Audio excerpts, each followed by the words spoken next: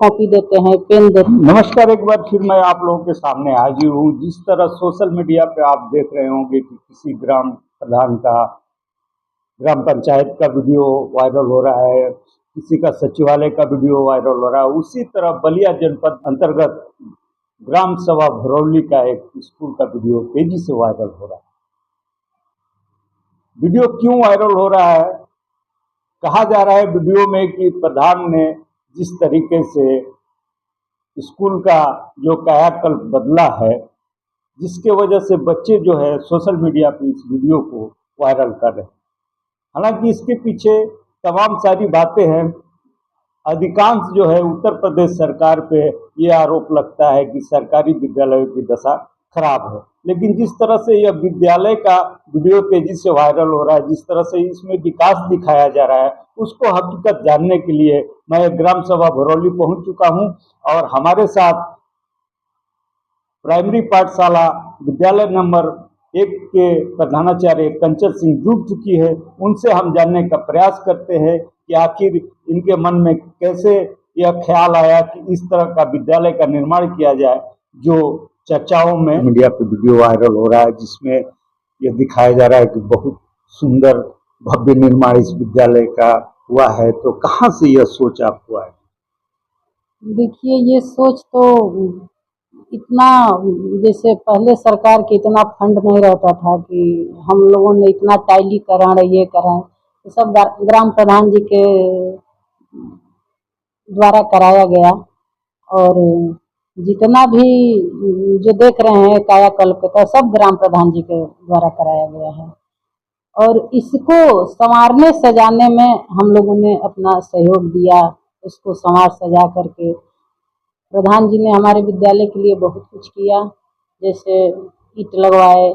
पहले इतना खराब था, धूल उल उड़ते रहता था, और अब ईंट लगने से इतना अच्छा हो गया है।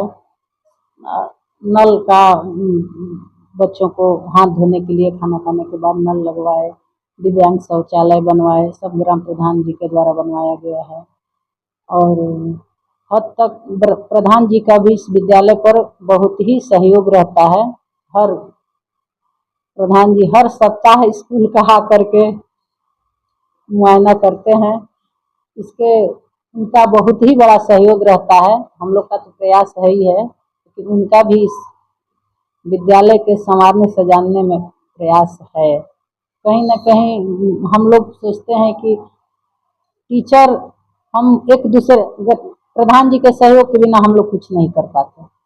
हम लोग कुछ भी होता है तो प्रधान जी को बोलते हैं कि प्रधान जी ये चीज़ हो गया है, कोई मिस्त्री भेज दीजिए, कोई जो कि हमारे स्कूल का जैसे नल खराब हो गया, ये हो गया, ग्राम प्रधान जी ने तुरंत अपने स्तर से मिस्त्री भेजते हैं और हमारा काम पूरा हो जाता है। कोई भी जैसे कक्षा का दरवाज़ा टूटता है कुछ भी, तो हम उन्हीं के थ्रू मैकेनिक को बुलाते हैं, बढ़ई को बुलाते हैं। उनका सहयोग से ही सब कुछ हो पाता है यहाँ पे, और उन्होंने बहुत बड़ा सहयोग किया है हम लोगों के विद्यालय के लिए। इसे आज सरकार एक योजना चला रही है, कायाकल्प योजना, जो हर गांवों के प्रधानों के लिए योजना उपलब्ध है। लेकिन हम लोग हमेशा घूमते हैं, इस क्षेत्र में भ्रमण करते रहते हैं। बलिया जनपद में की अगर बात करें हम, तो मेरे दृष्टि में अभी इस तरह का जो विद्यालय आप देख रहे होंगे, पीछे चल रहा होगा विद्यालय का जो नजारा है, आप देख रहे होंगे पीछे मेरे चल रहा होगा, इस तरह का विद्यालय का निर्माण अभी हमको दिखाई नहीं दे रहा है। तो मैं ये जानने का प्रयास कर रहा हूँ कि सिर्फ विद्यालय का सौंदर्यीकरण हुआ है कि शिक्षक भी इसमें होता है? शिक्षक भी बहुत टैलेंटेड हैं, ऐसा बात नहीं है। सारे शिक्षक हमारे बहुत अच्छे हैं। बच्चों को हर प्रयास, आप जाकर क्लास में पूछ सकते हैं उनको, हर बच्चे को, एक एक बच्चे को होमवर्क देना, पढ़ाना, उसको गाइडलाइन करना, टीएलएम के जरिए पढ़ाना, स्मार्ट क्लास में बैठा करके अलग से चीज़ें बताना, रेमिडियल क्लास में जो बच्चे मतलब पूर्ण रूप से मैं आपको रोकना चाहूंगा। जैसे स्मार्ट क्लास की आपने बात की, तो स्मार्ट क्लास में क्या खूबी है, आप बता सकते हैं? स्मार्ट क्लास में यही है कि उसमें अभी टीवी तो नहीं लगा है। हम लोग का प्रयास है कि उसमें टीवी लगा दें, लेकिन जो बच्चे कुछ प्रतियोगिता होता है, कुछ पेंटिंग का कार्य होता है, उसमें हम लोग बच्चों को ले जाते हैं और उसी में बैठा करके उसको एक मतलब अलग माहौल देकर अलग पेंटिंग कराना, जैसे डिबेट कराना, ये सब कार्य हम लोग उसी स्मार्ट क्लास में कराते हैं। स्मार्ट क्लास के बाद और कौन सी कक्षा है इसमें जो है जो आपके जैसे नजर में? रिमीडियल क्लास है, रिमीडियल क्लास में जो बच्चे एकदम कमजोर हैं, तो उनमें जितने बच्चों को जो बच्चे कमजोर हैं उसको हम लोग छांट करके कलेक्ट करके और उसमें बैठा करके अलग से उसको शिक्षा दी जाती है। उसमें हमारे अध्यापक उनको अलग तरह से पढ़ाते हैं, उनको होमवर्क देते हैं, सिखाते हैं। जैसे जो बच्चे तेज हैं उनके साथ उनको पढ़ाने में उनको दिक्कत होती है, तो उनको अलग, जितने भी कमजोर बच्चे हैं उनको अलग से पढ़ाया जाता है उसमें।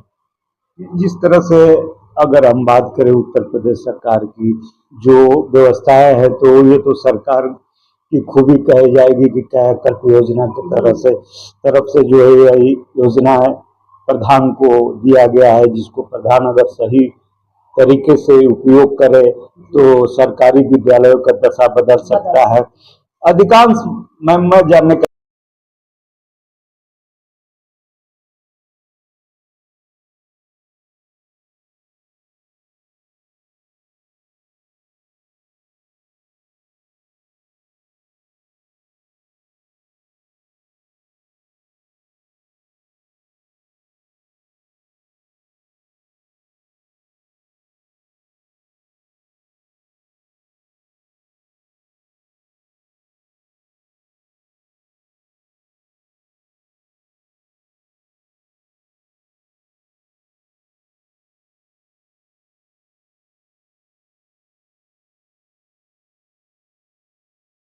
देते हैं उसको, जो कुछ नहीं है उसको उपलब्ध कराते हैं और उसके जरिए पेंटिंग करवाते हैं। जैसे पेंटिंग में ब्रश वगैरह, कलर वगैरह सब बांटते हैं। समय समय पर हम हमेशा बच्चों को बांटते रहते हैं कि बच्चों को अलग से थोड़ा सा कुछ एक्स्ट्रा एक्टिविटी कराया जाए। उसके लिए सरकारी बच्चे अभिभावक सक्षम नहीं है कि मतलब उनको दें। विद्यालय के तरफ से ही जैसे A4 का शीट ले करके दिया जाता है, चार्ट पेपर दिया जाता है, बच्चे TLM बनाएं, बच्चे कुछ कुछ मतलब एक्स्ट्रा एक्टिविटी करते रहें, तो वो स्कूल के तरफ से दिया जाता है, जो खुद हम उसको उपलब्ध कराते हैं। हमारे टीचर कराते हैं बच्चों को। बच्चों को ये ना लगे कि हम प्राइवेट स्कूल में नहीं हैं। प्राइवेट स्कूल में जैसे मोटी रकम वसूली जाती है फीस के नाम पर कि ये आज ये एक्टिविटी है, आज ये है तो आज कल वो है, तो इसके लिए पर एक्स्ट्रा पैसा लिया जाता है। लेकिन प्राइवेट सरकारी स्कूल में हम लोग अपने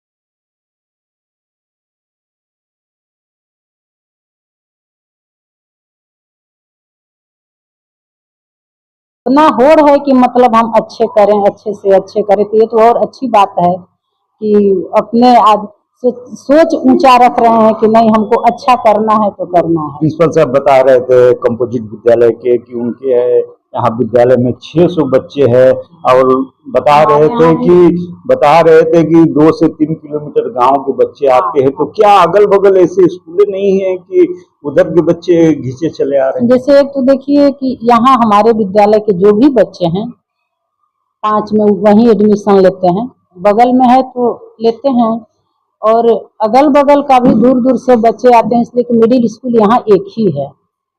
तो ये पहले तो 2 विद्यालय था, अब ये कंपोजिट बन गया, एक कैंपस में था, इसके लिए कंपोजिट बन गया।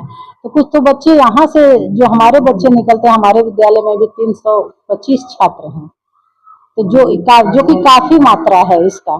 तो इस विद्यालय से भी जो बच्चे निकलते हैं तो उसमें जाते हैं, और वहाँ भी है, वहाँ के भी बच्चे जो 1 से 5 तक हैं, वो भी बच्चे उसी में जाते हैं, 5 के बच्चे। तो संख्या इसके चलते ज्यादा होती है। थोड़ा सा विद्यालय का भी है कि हाँ यहाँ अच्छा पढ़ाई होता है तो बच्चे आते हैं। मैम बता रही कि कायाकल्प योजना के तरफ से जो है ग्राम प्रधान द्वारा इस विद्यालय का सौंदर्यीकरण किया गया है, तो मैं प्रधान को भी धन्यवाद देना चाहूँगा कि काश ऐसे प्रधान हर गांव में मौजूद हो, जो शिक्षा के क्षेत्र में बढ़ चढ़ के कदम उठाए और बच्चे के भविष्य को, कहा जाता है कि बच्चे जो होते हैं देश के भविष्य होते हैं, अगर उनकी नींव जो है अब जो है इस तरह उनका डाला जाएगा तो उनका नींव मजबूत होकर वो पर्वत बनेंगे। अगर ऐसे ही प्रधान हर गांव में काम करने लगे तो गांव का विकास होने में देर नहीं लगेगी। मैडम अंत में ये जानने का प्रयास कर रहा हूं कि आप इस विद्यालय में कब से हैं? और मैं इस विद्यालय में 1997 से हूँ और 2007 में मेरा प्रधानाध्यापक के रूप में यहाँ प्रमोशन हुआ, तब से मैं यहीं कार्यरत हूँ। तो जब इस विद्यालय में आप आई थी, जैसे मैं भूल गया था ये सवाल करने के, जब इस विद्यालय में आप आई थी तो उस समय इस विद्यालय की स्थिति क्या थी? बहुत ही दयनीय थी। उस समय इस विद्यालय में कुछ भी नहीं था। एक कराकट का बना हुआ था पहले का विद्यालय, 1-2 कमरे थे बस, और ग्राउंड ऐसे ही था, पेड़ ओड़ थे सब। बहुत ही इसका तुलना नहीं कर सकते अब से और उस समय से कि कैसा था। जैसे कि आप बता रहे थे स्मार्ट क्लास और एक क्लास बताई, उसके अलावा और क्या जिसे बच्चों पे, अध्यापकों पे, चाहे प्रधानों पे आरोप लगता है कि आंगनबाड़ी केंद्र का राशन नहीं बनता है, बच्चों को खान पान में दिक्कत होती है, तो आपने इसके लिए क्या व्यवस्था की? नहीं, यहाँ मेन्यू के हिसाब से बनता है खाना। ये तो हम कहीं मान ही नहीं सकते, आप कभी भी आकर के देख सकते हैं। यहाँ हर दिन का मेन्यू जो है उसी के हिसाब से बनता है खाना, और ऐसा नहीं है कि और उसमें आंगनबाड़ी के बच्चे भी खाते हैं, हमारे ही खाने में खाते हैं। आंगनबाड़ी के बच्चों को कहीं दूसरे से, जैसे फल हम बांटते हैं तो फल को आंगनबाड़ी के बच्चों को भी बांटते हैं। ऐसा नहीं है कि हमारे ही बच्चे फल खा रहे हैं और छोटे बच्चे हैं तो नहीं खा रहे हैं, ऐसा नहीं है। आप सोच सकते हैं कि एक गांव में इस तरह का विद्यालय, एक खूबसूरत बिल्डिंग जो शहरों में दिखाई देता, आज वो गांव में दिखाई दे रहा है। तो क्या इस क्षेत्र के प्रधान इस विद्यालय से सीख लेंगे कि अपने गांव में भी इस तरह का विद्यालय का सौंदर्यीकरण किया जाए? हालांकि कल्प काया योजना सबके लिए आती है, लेकिन अधिकांश विद्यालय आज भी देखने में उतना सुंदर नहीं दिखाई देता है जितना यह विद्यालय दिखाई दे रहा है। बलिया से मुमताज अहमद।